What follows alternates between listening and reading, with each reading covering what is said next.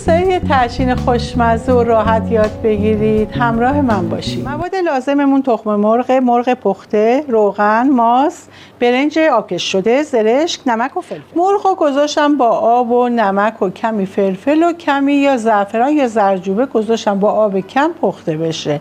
الان این مرغا که سرد شده ما میتونیم هم با همزن برقی بزنیم که ریش ریش بشه یا با این وسیله من ریش ریشش میکنم. تخم مرغ رو داخل ظرف میشکنیم. ما میتونیم هم فقط از زرده خالی استفاده کنیم هم سفیده و زرده. من از هر دوتاش استفاده میکنم، سفیده و زرده، چون سفیده یه حالت چسبندگی خوبی به ترچین ما میده. تخم مرغ رو کمی با همزن میزنیم تا از حالت لختگیشون در بیاد. روغن مایه، ماست، نمک، فلفل مقداری، زعفران،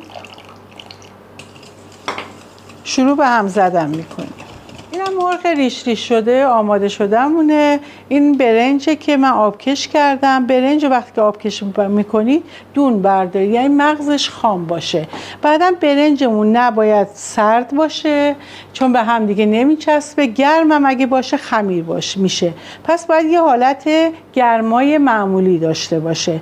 برنج من داخل این مواد ترچین میریزم. مرغم همزمان با برنج قاطی مواد میکنیم. کمی هم هل میریزیم به خاطر اینکه بوی تخم مرغ رو بگیره. میتونید از یه قاشق گلاب هم استفاده کنید. خب من این مواد رو دستکش انداختم دستم، همه رو با هم دیگه کاملا مخلوط میکنم که خوب چسبنده بشه.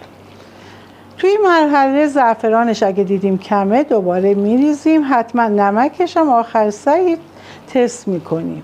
ما میتونیم از قالب تفلون استفاده کنیم، پیرکس، از هر حتی توی قابلمه میتونیم روی گاز بذاریم با حرارت کم آماده بشه. من اینجا دارم از قالب تفلون استفاده میکنم. اولا همه قسمت ها رو کاملا چربش کنید. چه روی گاز بخواید این کار رو انجام بدید چه داخل فر. من داخل فر میخوام بذارم. تفلون رو که چربش کردیم کاملا دور تا دورش، مواد ترچین رو داخلش میریزیم. این مواد ترچین به صورت یک نواخته، یعنی لایه لایه نیست که مواد بذاریم داخلش. اگر دوست داشتید میتونید زرشک وسطاش بذاریم، ولی من نمیریزم. زرشک رو بعدا برای تزیین استفاده میکنم.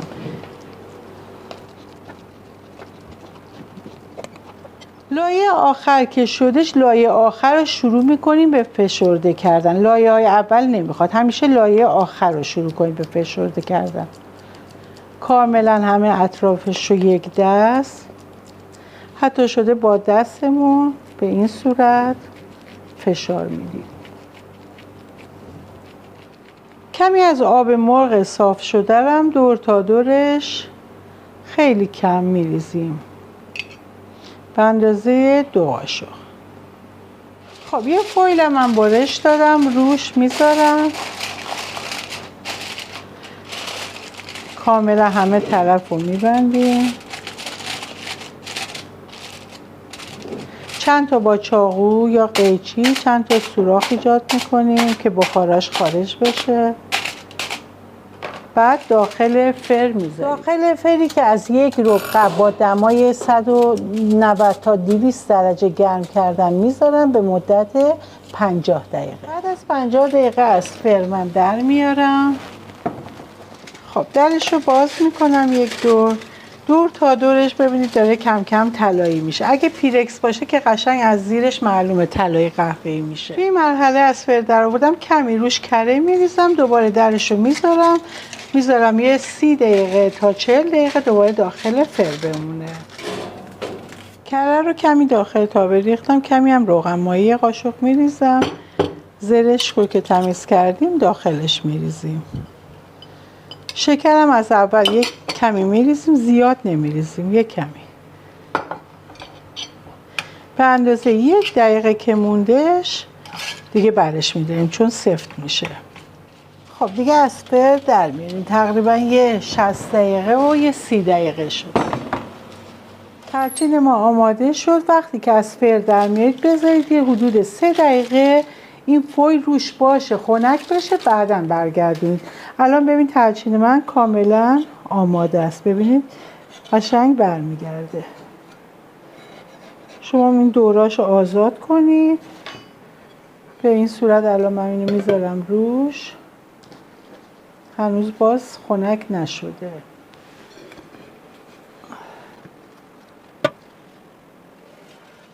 خب کمی هم با زرشکی که آماده کردم، داخل زرشکم هم زعفران ریختم. به هر مدلی که دوست دارید میتونید تزیین بکنید. میتونید با ماست چکیدم.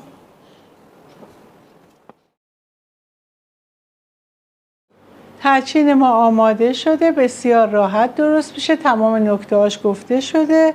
این تزیینیه که من کردم. مدل‌های مختلف شما میتونید تزیین کنید. امیدوارم خوشتون بیاد و درست کنید.